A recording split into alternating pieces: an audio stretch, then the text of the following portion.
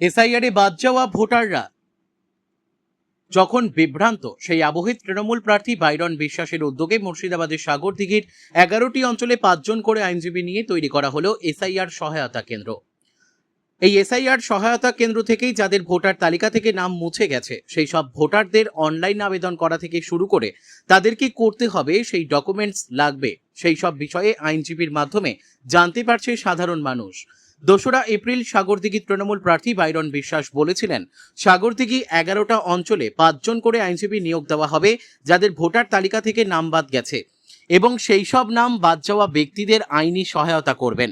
আজ বোখারা 2 নম্বর অঞ্চলের রতনপুর এলাকায় এসআইআর সহায়তা কেন্দ্র করা হয়েছে।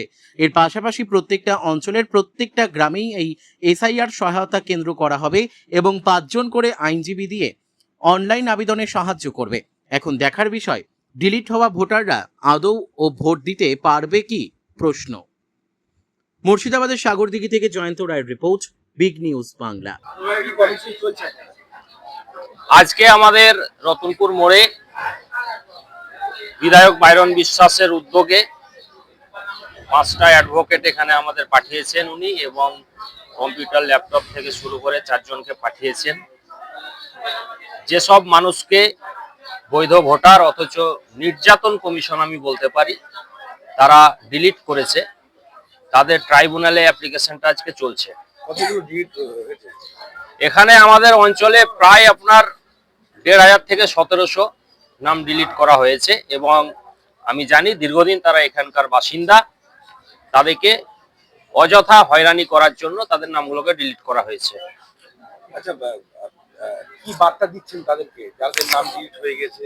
আমরা মাইকিং করেছি গতকালকে, তাদের কাছে একটাই বার্তা যে আমাদের প্রার্থী বাইরন বিশ্বাস তিনি কসম করেছেন যে বৈধ ভোটার একটাও সাগরদিঘি বিধানসভায় বাতিল হতে দেবে না।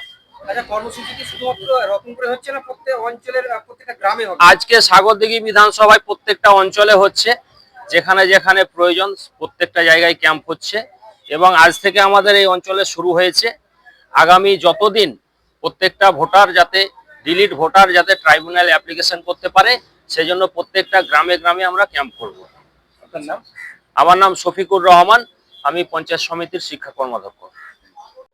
যারা প্যানিক হয়েছে কি বলবেন তাদের? তাদের উদ্দেশ্যে আমাদের একটাই বার্তা, আমাদের সাগরদিঘির বাইরন বিশ্বাস